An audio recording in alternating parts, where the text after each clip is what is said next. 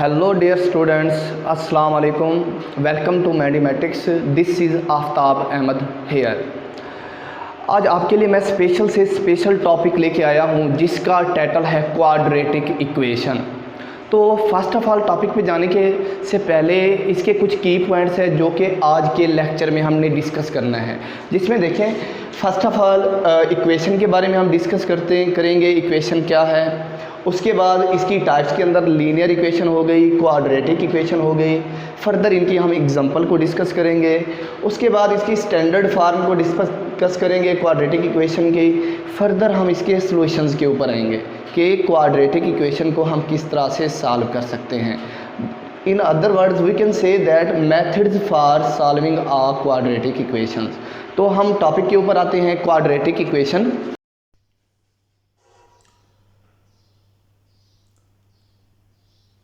तो अब स्टूडेंट हम इक्वेशन के ऊपर आते हैं, लेकिन इक्वेशन पे जाने से पहले कुछ हमने और सीखना है। जैसे कि हम कह सकते हैं कि sum of two number, if 3 and 7 are two number then their sum is 3 + 7। 3 और 7 का जो सम है हमारे पास क्या होगा, कोई ना कोई आंसर आएगा इसका। इसी तरह 2 + 9, इसका भी कोई ना कोई आंसर आएगा। इसे हम क्या कहते हैं, इसे हम न्यूमेरिकल एक्सप्रेशन कहते हैं। न्यूमेरिकल एक्सप्रेशन, अगर 2 नंबर दिए हुए हैं उनका सम या डिफरेंस हो तो उसे क्या कहते हैं, न्यूमेरिकल एक्सप्रेशन कहते हैं। इस तरह अगर दिया हुआ हो हमारे पास क्या, sum of a number and 7 is क्या, suppose sum of a number and 7। Number हम क्या देते हैं, हमारे पास x है, x + 7। नंबर कह दिया क्या है, अननोन है, x है +7। तो इस तरह की जो रिप्रेजेंटेशन होती है इसे हम कहते हैं, रिप्रेजेंटेशन होती है एक अननोन और एक नोन टर्म हो, उसे क्या कहते हैं, अलजेब्रिक एक्सप्रेशन। उसे कहते हैं जी अलजेब्रिक एक्सप्रेशन का नाम देते हैं। इसी तरह अगर हमारे पास दिया हुआ हो दो अलजेब्रिक एक्सप्रेशन के दरमियान साइन ऑफ इक्वालिटी पाया जाए तो हमारे पास इक्वेशन बनती है। इक्वेशन क्या, if sign of equality present between two algebraic expression और algebraic sentences,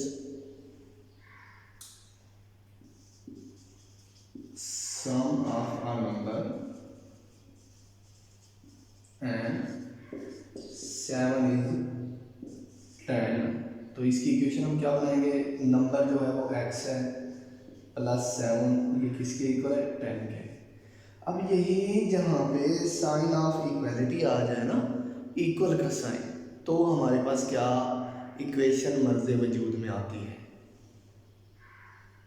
If sign of equality present between two algebraic expression or sentences, then equation is formed।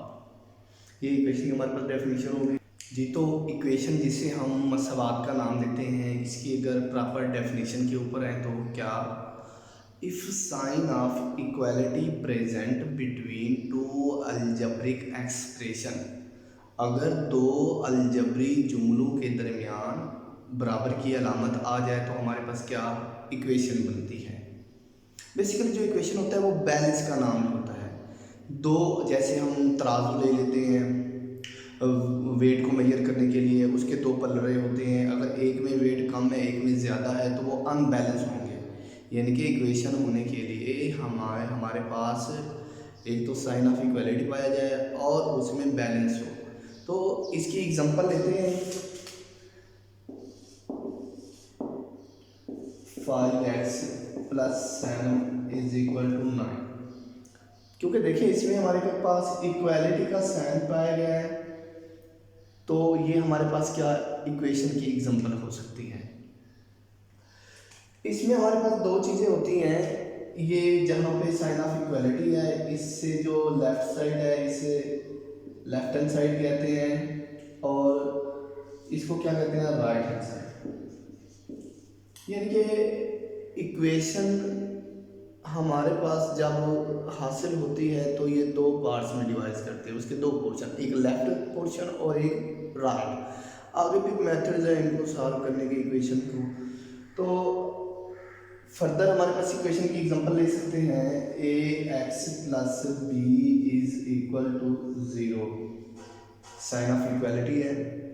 इससे left side पे जो हमारे पास है ये एक्स है, इसे क्या कहते हैं, वेरिएबल का नाम देते हैं, जिसकी वैल्यू चेंज होती रहती है।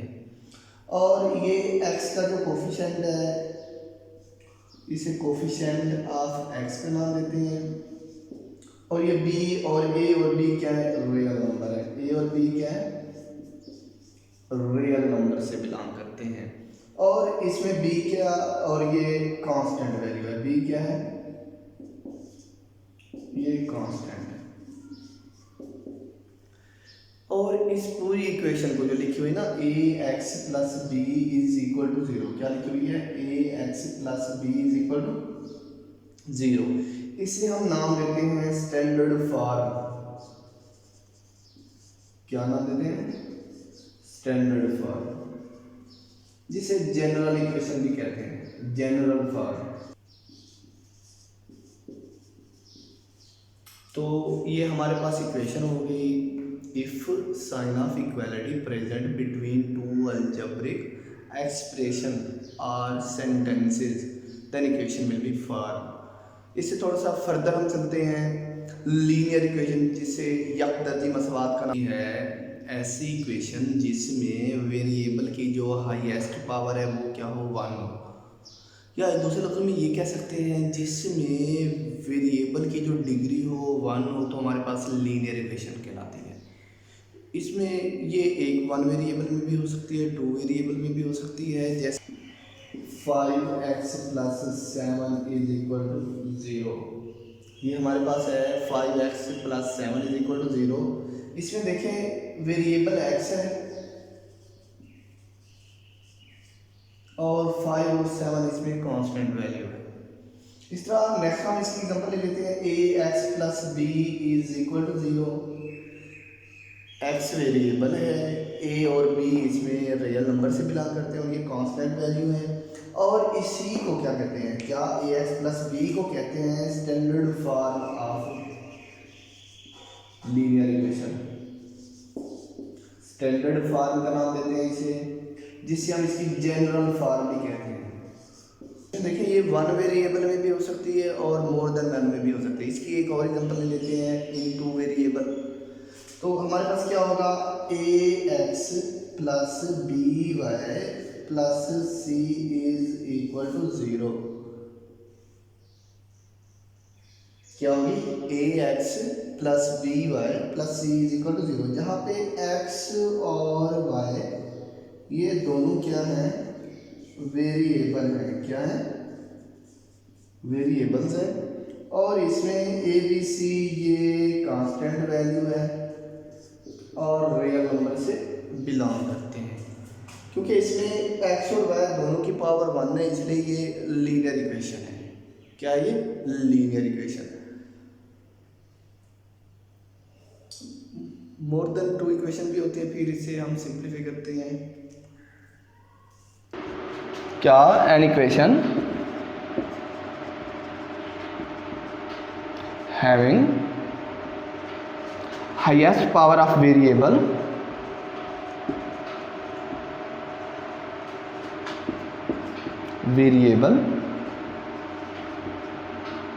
टू, या जिसको इस तरह से भी डिफाइन कर सकते हैं कि सेकंड डिग्री इक्वेशन, यानी कि ऐसी इक्वेशन जिसमें वेरिएबल की डिग्री क्या हो, 2 हो। तो डिग्री जैसा कि आप जानते हैं कि किसी भी वेरिएबल की जो हाईएस्ट पावर होती है वो उसकी डिग्री कहलाती है। तो इसे हम क्या, क्वाड्रेटिक इक्वेशन कहते हैं। ऐसी मसवात जिसमें मुतगय्यर की मैक्सिमम पावर क्या हो, 2 हो, या ये भी कह सकते हैं कि जिसमें square of variable present, square of variable present, जिसमें वेरिएबल का स्क्वायर पाया जाए वो क्वाड्रेटिक इक्वेशन कहलाती है। तो इसकी एग्जांपल के ऊपर आते हैं। जैसा कि हमारे पास दिया हुआ है 5x² + 7x + 9 = 0। ये हमारे पास क्वाड्रेटिक इक्वेशन है। इसमें वेरिएबल x दिया हुआ है, हाईएस्ट पावर क्या है इसकी 2 है, और बाकी ये x का कोफिशिएंट 7 है, x² का 5 है और 9 के इधर कांस्टेंट वैल्यू है। इस तरह और एग्जांपल इसकी ले सकते हैं। हमारे पास है 3x² + 9x + 11 = 0। तो ये होगी क्वाड्रेटिक इक्वेशन। अब इसकी स्टैंडर्ड फार्म को डिस्कस कर लेते हैं। Standard form of quadratic equation, जिसे हम इसकी क्या मयारी शक्ल या सूरत का नाम देते हैं। ये क्या होती है हमारे पास, इसकी इक्वेशन है ax² + bx + c = 0, वेयर हम कह सकते हैं a b c belong to real number, a b c real हो, और इसमें कंडीशन होती है a ≠ 0, यानी कि ax² + bx + c = 0, जहाँ पे हम कह सकते हैं a b c किससे बिलोंग करते हैं, रियल नंबर से, और इसमें a की वैल्यू क्या है, वो 0 नहीं होनी चाहिए। इन केस अगर 0 हो जाए तब क्या होगा, तो ये कन्वर्ट हो जाएगी लीनियर इक्वेशन में। जैसे ही a की वैल्यू 0 होगी, अगर हम a को 0 ले लेते हैं तो ये जो इक्वेशन है हमारे पास कन्वर्ट हो जाती है किस में, ये 0 हो जाएगा, bx + c = 0, तो ये लीनियर बन जाएगी। इसी तरह देखें MCQs में भी आ सकता है कि if a is 0 then quadratic equation is convert to, तो किस में होगी, वो लीनियर में कन्वर्ट हो जाएगी। तो ये इसकी मयारी शक्ल हो गई है। इससे आगे थोड़ा सा चलते हैं। क्वाड्रेटिक इक्वेशन की हमने स्टैंडर्ड फार्म को डिस्कस किया है। अब हम थोड़ा सा आगे चल के इसके मेथड्स को डिस्कस करेंगे कि क्वाड्रेटिक इक्वेशन को हम कितने मेथड से सॉल्व कर सकते हैं। अगर इन केस हमारे पास कोई क्वाड्रेटिक इक्वेशन आ जाए तो उसे हम किस तरह से सॉल्व कर सकते हैं, कितने मेथड्स हैं उसे हल करने के।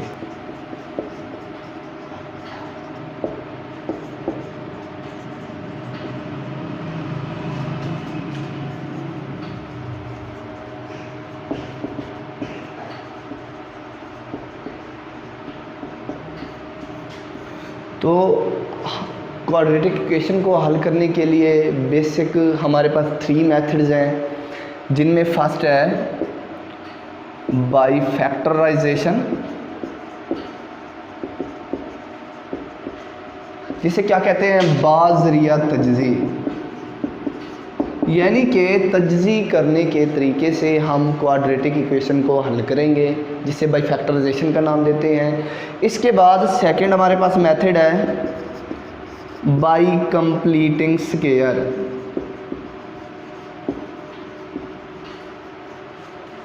जिसे हम कहते हैं बाज़रिया तकमील मुरब्बा, तकमील मुरब्बा के ज़रिए, जिसे हम क्या कंप्लीटिंग स्क्वायर का नाम देते हैं। इसके बाद इसका थर्ड मेथड है हमारे पास बाय क्वाड्रेटिक फार्मूला, जिसे हम क्या कहते हैं, बाज़रिया 2 दर्जी फार्मूला। ये थर्ड मेथड है क्वाड्रेटिक इक्वेशन को हल करने का, बाय क्वाड्रेटिक फार्मूला। ये हमारे पास बेसिकली क्वाड्रेटिक फार्मूला होता है -b + -b² -4ac और 2a। ये फार्मूला बेसिकली हमें हासिल होता है कंप्लीटिंग स्क्वायर से हल करने से। ये फार्मूला, ये भी मेथड्स 3 मेथड्स हैं एक क्वाड्रेटिक इक्वेशन को सॉल्व करने के, हल करने के। कौन कौन से, एक बार फिर रिपीट करते हैं। फर्स्ट हमारे पास है बाय फैक्टराइजेशन, सेकंड है बाय कंप्लीटिंग स्क्वायर, थर्ड है बाय क्वाड्रेटिक फार्मूला। तो अब हम एक एग्जांपल ले लेंगे, उसी को इन तीनों मेथड से सॉल्व करेंगे, जिससे आपको क्लियर होगा कि अगर हमारे पास एक क्वाड्रेटिक इक्वेशन आ जाए तो उसे हम किस तरीके से सिंप्लीफाई कर। एग्जांपल ले रहे हैं हम,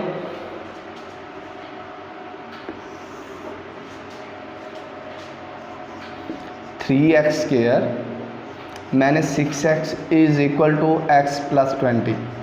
ये हमारे पास एक एग्जांपल ले ली हमने।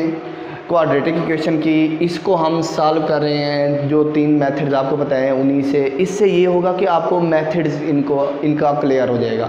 फिर दुनिया जहाँ का कोई भी क्वेश्चन दिया हुआ हो, अगर आपको मेथड क्लियर है तो उसको सिंप्लीफाई करना बहुत ही ईजी हो जाएगा आपके लिए। तो हमारे पास क्वेश्चन क्या है, 3x² - 6x is equal to x + 20। तो फर्स्ट ऑफ ऑल जो चाहे किसी मेथड से करना हो, चाहे बाय फैक्टराइजेशन करना हो, बाय कंप्लीटिंग स्क्वायर करना हो, बाय क्वाड्रेटिक फार्मूला करना हो, तो पहला जो स्टेप होता है हमने इसे स्टैंडर्ड फार्म में कन्वर्ट करना है। किस में कन्वर्ट करना है? स्टैंडर्ड फार्म में। वो क्या होती है, इसकी इक्वेशन अभी आपको बताई है स्टैंडर्ड फार्म की, ax² + bx + c is equal to 0। तो करना क्या है, बेसिकली हमारे पास ये x है और 20 है, इसको राइट साइड से लेफ़्ट साइड की तरफ लेके जाना है, ताकि हमने क्या इसे कन्वर्ट कर लें इसकी स्टैंडर्ड फार्म के अंदर। तो हम x को इधर प्लस का है लेफ़्ट साइड पे ले आएंगे तो माइनस का हो जाएगा, 20 प्लस का है लेफ़्ट साइड पे ले आएंगे तो माइनस का हो जाएगा। तो हमारे पास क्या हो जाएगा, देखें 3x² - 6x, ये माइनस का x हो जाएगा और माइनस का 20 हो जाएगा, इज़ इक्वल टू 0। अब भी ये स्टैंडर्ड फार्म में कन्वर्ट नहीं हुई, क्योंकि देखिए इसमें हमारे पास दिए हुए हैं, ये माइनस का 6x है, माइनस का x है, इसको हम सिंप्लीफाई कर सकते हैं। इसे जब हम सिंप्लीफाई करेंगे तो इसका आंसर लिखेंगे, फिर क्या आता है देखें, 3x² - 7x, माइनस का 6 है और माइनस का 1 है, तो माइनस का क्या हो जाएगा 7x हो जाएगा, माइनस का 20 इज़ इक्वल टू 0। तो अब हम कह सकते हैं कि हमने इसे कन्वर्ट कर दिया इसकी स्टैंडर्ड फार्म में, जो कि क्या होती है ax² + bx + c is equal to 0। अगर इन दोनों का कंपैरिजन करें तो हमारे पास क्या होगा, a की वैल्यू क्या आ जाएगी, 3 आ जाएगी। कंपैरिजन करें इस इक्वेशन का और इसकी स्टैंडर्ड फार्म का, तो a की वैल्यू क्या आ गई, 3 आ गई, और b की वैल्यू क्या होगी, माइनस का 7, और c की वैल्यू क्या होगी, माइनस का 20। यानी कि हमने first of all given equation को उसकी स्टैंडर्ड फार्म में कन्वर्ट करना है। जब वो कन्वर्ट हो गई, फिर उन मेथड्स में से जो आपको 3 मेथड्स बताए हैं, by factorization, by completing square, by quadratic formula, उन्हीं से इसे सिंप्लीफाई कर रहे हैं। तो हम पहले इसको सिंप्लीफाई कर रहे हैं फर्स्ट ऑफ ऑल पहले मेथड से, जो कि हमारे पास क्या है, हमारा फर्स्ट मेथड है बाय फैक्टराइजेशन, बाज़रिया तज्ज़ी से। तो उसका जो मेथड्स है थोड़ा सा आप पिक कीजिएगा, बात को समझने की कोशिश कीजिएगा। बाय फैक्टराइजेशन हमने सिंप्लीफाई करना है, तो हमारे पास ये बेसिकली स्टैंडर्ड फार्म है। तो हमने इसमें पेयर बनाने होते हैं। क्या बनाने होते हैं? पेयर। ऐसे पेयर बनाने होते हैं जिसको मल्टीप्लाई करने से इनको मल्टीप्लाई करने वाला आंसर हो। किसको? x² वाली वैल्यू और कांस्टेंट को। अगर हम इसमें सपोज कर लें कि हमारे पास है, हमने क्या ले लिए, 2 नंबर ले लिए। एक ले लिया बेटा r और l, ये 2 हमने नंबर्स ले लिए। थोड़ा सा फोकस कीजिएगा, बात को समझने की कोशिश कीजिएगा। तो हमारे पास क्या आना चाहिए, इनका जो प्रोडक्ट है दोनों नंबर्स का वो किसके बराबर होना चाहिए, वो होना चाहिए इनके प्रोडक्ट के। देखिए 3x² को -20 से मल्टीप्लाई करेंगे तो मनफी का 60x², यानी कि हमने ऐसा पेयर बनाना है जिनको मल्टीप्लाई करने से मनफी का 60x² आए, और ऐड करने से दोनों का जो सम होना चाहिए वो क्या होना चाहिए, वो ये जो दरमियान वाली वैल्यू है, ये क्या बेटा, माइनस का 7x। अब इससे हमें थोड़ा सा ये क्लियर हो रहा है, हमने पेयर बनाना है, ऐसे नंबर्स लेने हैं जिनको मल्टीप्लाई करने से मनफी 60x² आए और ऐड करने से माइनस का क्या हो, 7x² हो। अब -60 से हमें ये हिंट्स मिल रहा है कि हमारे पास जो प्रोडक्ट वाली वैल्यू है ना वो 60 है। तो हम पहले 60 के फैक्टर बना लेंगे। इधर साइड पे आपको थोड़ा सा समझा देता हूँ। अब 60 के फैक्टर कौन कौन से हो सकते हैं, इसको लिख सकते हैं बेटा 1 × 60, एक ये फैक्टर हो गया। तो आपको एक वे बता रहा हूँ किस तरह से हम पेयर बनाएंगे। इसी तरह और क्या लिख सकते हैं, 2 × 30, ये भी पेयर हो गया। और क्या लिख सकते हैं, 3 × 20, ये भी हो सकता है पेयर 60 बनाने के लिए। और इसके अलावा क्या लिख सकते हैं, 4 × 15, ये भी तो बन सकता है। 4 को 15 से मल्टीप्लाई करें तो 60 आता है। और इसके अलावा और भी एक है, 5 को मल्टीप्लाई करें 12 के साथ तो नियर अबाउट यही सारे के सारे पेयर बन सकते हैं। मल्टीप्लाई करने से क्या आना चाहिए, 60 आना चाहिए। तो इन सब में से हम चूज़ करेंगे कौन सा इसके मुताबिक ठीक है। मल्टीप्लाई करने से मैंने 60x², ऐड करने से मैंने इसका 7x। तो इसको देखें, अगर इनको मल्टीप्लाई करते हैं 60 तो आता है, लेकिन जब ऐड करते हैं तो 61 आएगा। अगर एक प्लस या माइनस की वैल्यू ले लें तो 59 आएगा। तो हम कह सकते हैं कि ये क्या रिजेक्ट हो गया, ये पेयर नहीं बन सकता। इस तरह अगर इसको देखें, मल्टीप्लाई करें तो 60 आता है, लेकिन ऐड करें तो 32 या 28 आएगा, इसलिए ये पेयर भी नहीं काबिल कबूल। इस तरह अगर इसकी बात करें 3 × 20 तो ये 60 तो आता है, लेकिन इसको ऐड करने से 7 नहीं आ रहा, ये भी गलत हो गया। इस तरह अगर इसकी बात करें, इसको मल्टीप्लाई करने से 60 आ रहा है, लेकिन इसको जब ऐड करते हैं या तो 19 आएगा, अगर एक वैल्यू प्लस की दूसरी माइनस की ले ले तो 11 आएगा, तो ये भी पेयर नहीं बन सकता। अब ये बचा हुआ है तो तकरीबन यही हो सकता है। कैसे देखें, जब इनको मल्टीप्लाई करते हैं 60 आता है और ऐड करते हैं, अगर दोनों वैल्यू प्लस की हैं तो हमारे पास 17 आ जाएगा। एक प्लस की ले लें, एक माइनस की ले लें, फिर 7 आ सकता है। यानी कि हमने मनफी का 60 लेना है और प्लस आंसर उनको ऐड करने से माइनस का 7 आना चाहिए। तो इन दोनों में से एक वैल्यू प्लस की लेंगे, एक माइनस की लेंगे। अब देखें, जब सम करने से, ऐड करने से हमारे पास माइनस का 7 आना चाहिए, तो इन दोनों में जो बड़ी वैल्यू है वो माइनस की ले लेंगे। कौन सी ले लेंगे, माइनस की। इससे एक बात ये क्लियर हो रही है, हमने पेयर क्या लेना है, माइनस का 12x और प्लस का 5x। जब इनको मल्टीप्लाई करते हैं तो माइनस का क्या आ जाएगा, 60x² और माइनस 12x में प्लस का 5x जब ऐड करेंगे तो हमारे पास माइनस का क्या आ जाएगा, 7x आ जाएगा। तो हमारे पास माइनस 60x² मल्टीप्लाई करने से और ऐड करने से माइनस 7x, इसके लिए पेयर कौन सा सोबर होगा, मनफी का 12x और प्लस का 5x। क्लियर बेटा, ओके। तो फर्दर हमारे पास ये हमारे पास गिवन इक्वेशन थी क्या, 3x² माइनस का 7x माइनस का 20 = 0, ये इक्वेशन थी। तो इसी को हमने सिंप्लीफाई करना है। अब इस 7x की जगह, मैंने 7x की जगह पेयर लिखेंगे माइनस का 12x प्लस का 5x। तो क्या होगा, 3x² माइनस का 12x प्लस का 5x माइनस का 20 = 0। लेकिन ना, इनको सिंप्लीफाई करने से वही का वही माइनस 7x आ जाएगा। तो अब करना क्या है, इन दो में से कॉमन ले लो, फिर इन दो में से कुछ कॉमन ले लो। अब हमारे पास ये 3x² है, माइनस का 12x है, इनमें से क्या कॉमन ले सकते हैं, 3 और x को। तो 3x² में से 3 बाहर आ जाएगा, 3x बाहर आ जाएगा तो x बचेगा, और 12x में से 3x बाहर आ जाएगा तो हमारे पास क्या, 4 बचेगा। इसी तरह इधर से प्लस का 5 कॉमन ले रहे हैं, तो 5x में से 5 बाहर आएगा तो हमारे पास x बचेगा, और 20 में से 5 को बाहर निकाल लेंगे तो क्या, 4 बचेगा। एक और वे कि हमने पेयर ठीक बनाया या नहीं बनाया। जब ये स्टेप करेंगे, इसके बाद अगर दोनों में कॉमन सेम वैल्यू आ रही है तो हमारा जो पेयर बना हुआ है वो ठीक है। अगर सेम नहीं आ रही तो इनमें से हमने कोई पेयर बना लिया है जिसके ऊपर दोनों में कॉमन हमारे पास ठीक नहीं आ रहा। ओके, तो अब जो चीज़ इन दोनों में कॉमन है उसको बाहर निकाल लेते हैं बेटा। x - 4 को बाहर निकाल लिया, इधर से क्या बचेगा, 3x, और इधर से क्या बचेगा, प्लस का 5। तो अब दो हमारे पास टर्म्स हैं, उनका प्रोडक्ट 0 है, तो ऐदर पहली 0 होगी या दूसरी 0 होगी। तो हम कह सकते हैं ऐदर x - 4 = 0। तो इसी को सिंप्लीफाई कर सकते हैं, x = 4, ये इसका एक सलूशन आ गया। फर्दर क्या कह सकते हैं, 3x + 5 = 0। तो इसको जब सिंप्लीफाई करेंगे हमारे पास क्या आएगा, 3x = -5। अब 3 इधर मल्टीप्लाई हो रहा है, इधर आके क्या हो जाएगा, डिवाइड हो जाएगा। तो हमारे पास x क्या आएगा, -5/3। तो ये हम कह सकते हैं हमारे पास दो सॉल्यूशन। तो इस तरह से देखिए हमने दो सॉल्यूशन सेट फाइंड कर लिए। एक क्या है, x = 4 और दूसरा x = -5/3। तो हम लिख सकते हैं इनके सॉल्यूशन सेट कौन से हैं बेटा, क्योंकि -5/3 स्मॉलर वैल्यू है इसलिए इसको पहले लिख लेते हैं, और हमारे पास 4 उससे ग्रेटर है तो 4। ये दो सॉल्यूशन सेट आ गए किसी क्वेश्चन के, 3x² - 6x = x + 20। तो ये ही हमारा आंसर होगा, सॉल्यूशन सेट होगा। तो उम्मीद कर सकते हैं कि आपने अंडरस्टैंड कर लिया होगा।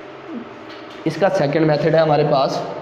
तरीक़ाकार वही है, हम इसे पहले स्टैंडर्ड फार्म में कन्वर्ट करेंगे। तो क्या होगा बेटा, 3x² - 6x - -20 is equal to 0। इनको सिंप्लीफाई कर देते हैं, 3x² - 7x - 20 is equal to 0। तो अगर कंपैरिजन करें तो a की वैल्यू निकाली थी 3, b की वैल्यू निकाली थी -7 और c की वैल्यू निकाली थी -20। अब हमने इसे सिंप्लीफाई करना है किस मेथड से, बाय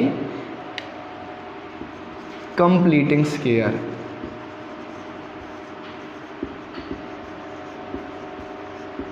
इसे हम बादरी या तकमील मुरब्बा भी कह सकते हैं।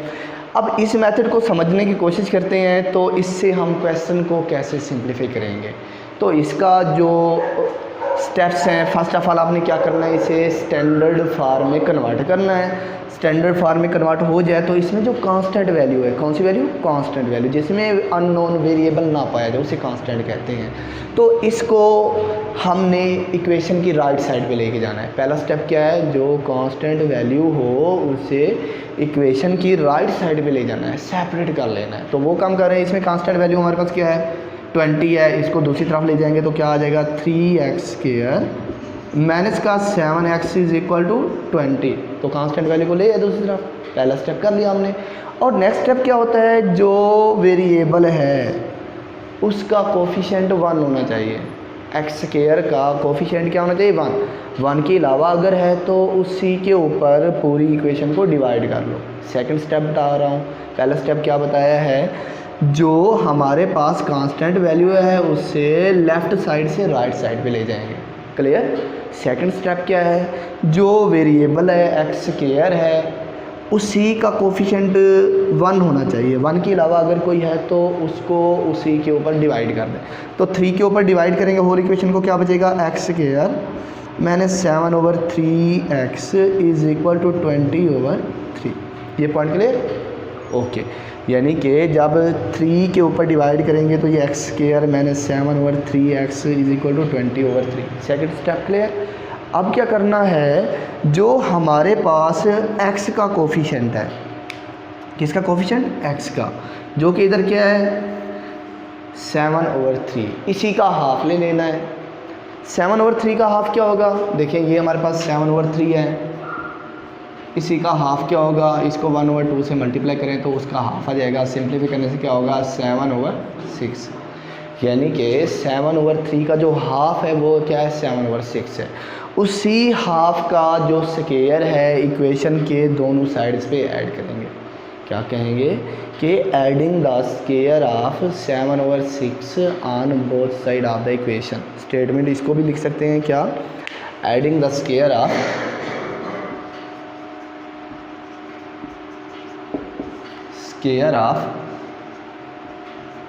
किसका, -7/6 ऑन बोथ साइड, दोनों तरफ इसी का स्क्वायर हम ऐड करना चाह रहे हैं। तो लेफ़्ट साइड पे क्या है बेटा, x² - 7/3x ऐड क्या करना है, -7/6x इसका स्क्वायर लेफ़्ट साइड पे, क्योंकि उसी का कोफिशिएंट ऐड करना है तो x को लिखने की ज़रूरत नहीं है। राइट साइड पे हमारे पास क्या है, 20/3 इसमें ऐड करेंगे -7/6 इसका स्क्वायर। थर्ड स्टेप क्लियर हुआ। दोबारा रिपीट कर रहा हूँ कि जो हमारे पास x का कोफिशिएंट है, हमारे पास x का कोफिशिएंट क्या है, -7/3, इसी का हाफ लेना है। तो इसी का हमने हाफ लिया है, 1/2 से मल्टीप्लाई किया तो माइनस क्या आ गया, -7/6, इसी का स्क्वायर इक्वेशन के दोनों साइड्स पे ऐड करना है। तो ऐड किया तो ये जो हमारे पास लेफ़्ट साइड है ये कंप्लीट स्क्वायर बन जाएगी। कौन सा स्क्वायर बन जाएगी, फार्मूला आप जानते हैं बेटा कि अगर हमारे पास हो a² - 2ab + b², बड़ा फेमस फार्मूला है, a² - 2ab + b²। ये किसके इक्वल होता है बेटा, a - b होल का स्क्वायर होता है। तो इसी को जब हम क्लोज अप करेंगे तो ये इस शक्ल में a - b होल का स्क्वायर होगा। इधर a की वैल्यू क्या है बेटा, x है, और b की वैल्यू क्या है, -7/6 है। यानी कि कह सकते हैं x² - 7/6 होल का स्क्वायर। तो इसी को हम क्या लिख सकते हैं, देखें एक्स प्लस माइनस, क्योंकि माइनस वाला फार्मूला बन रहा है, माइनस 7/6 होल का स्क्वायर। राइट साइड पे क्या होगा, इसे सिंप्लीफाई करते हैं, 20/3 प्लस माइनस हमारे पास क्या हो जाएगा बेटा प्लस। अब -7 का स्क्वायर क्या होगा बेटा, इसको जब हम क्लोज अप करेंगे ना तो ये होगा x माइनस 7/6 होल का स्क्वायर। ये 20/3 इधर से क्या होगा, -7 का स्क्वायर लेंगे 49, 6 का स्क्वायर 36। यहाँ तक क्लियर। तो अब हमने इसकी राइट साइड को सिंप्लीफाई करना है। लेफ्ट साइड पे है x माइनस 7/6 होल का स्क्वायर, राइट साइड पे 20, इसका एलसीएम ले लेते हैं, 36 होगा, जब 3 को 36 पे डिवाइड करेंगे 12 आ जाएगा, 12 को 20 से हम मल्टीप्लाई करेंगे तो क्या आएगा 240। अब 36 को 36 पे 1 आएगा, 1 को 49 से 49, अब 240 को 49 पे ऐड करेंगे तो 289 आ जाएगा हमारे पास ओवर 36, जिसको मज़ीद सिंप्लीफाई करके स्क्वायर रूट अगर ले लें लेफ़्ट और राइट साइड का तो हमारे पास क्या आ जाएगा, x minus 7/6 is equal to, इधर जब स्क्वायर रूट ख़त्म करते हैं राइट साइड पे प्लस और माइनस लगाते हैं क्योंकि ये मॉडुलस वैल्यूज़ हैं, तो हमारे पास क्या होगा 17/6 आ जाएगा। यहाँ तक क्लियर है। यानी कि जब हमने स्क्वायर रूट लिया, लेफ़्ट साइड पे स्क्वायर रूट से कैंसिल हो गया, राइट साइड पे जब स्क्वायर रूट लेंगे तो वो वैल्यूज़ हमारे पास मॉडुलस वैल्यूज़ हैं, तो हमारे पास प्लस और नेगेटिव का साइन लगेंगे। तो 289 का स्क्वायर रूट 17 आ जाएगा और 36 का स्क्वायर रूट क्या आ जाएगा 6 आ जाएगा। ओके, तो अब फर्दर हमने क्या करना है, इसको सिंप्लीफाई करना है। ये हमारे पास 7/6 है, इसको दूसरी तरफ ले जाएंगे तो मज़ीद ये सिंप्लीफाई हो कि हमारे पास क्या वही सॉल्यूशन देगा जो हमारा फैक्टराइजेशन से निकला है। तो इसी को हम सॉल्व कर रहे हैं। इसको हम राइट साइड पे ले जाएंगे तो x किसके बराबर आ जाएगा, 7/6 प्लस का हो जाएगा और ये प्लस माइनस 17/6। तो एक बार ये वैल्यू प्लस की लेंगे तो हमारे पास इसका एलसीएम ले लेते हैं, 7 + 17 तो ये 24/6 आ जाएगा, जिसको सिंप्लीफाई करने से 4 आ गया इसका आंसर। और सेकंड इसकी हम फार्म लेंगे ये वाली वैल्यू, तो क्या आ जाएगी, एक बार प्लस की ली तो एक बार क्या ले लेंगे माइनस की वैल्यू ले लेंगे। तो 7 - 17 तो माइनस का 10/6, तो सिंप्लीफाई करने से -5/3। तो हम कह सकते हैं कि इसके सॉल्यूशन सेट क्या आ गया बेटा, बिल्कुल वही के वही -5/3 और 4, ये उसके सॉल्यूशन सेट आ गए। क्लियर। तो हमने इसको बाई फैक्टराइजेशन से किया तो सॉल्यूशन सेट यही है, और बाई हमने कंप्लीटिंग स्क्वायर से किया तो इसके सॉल्यूशन सेट वही है। तो आज की वीडियो में हमने ये 2 मेथड्स डिस्कस किए हैं। तो जो थर्ड हमारे पास मेथड है बाई क्वाड्रेटिक फार्मूला, तो वो इंशाल्लाह नेक्स्ट वीडियो में हम डिस्कस करेंगे। तो तब तक के लिए आप इजाज़त दें। शुक्रिया बेटा, अल्लाह हाफिज़, टेक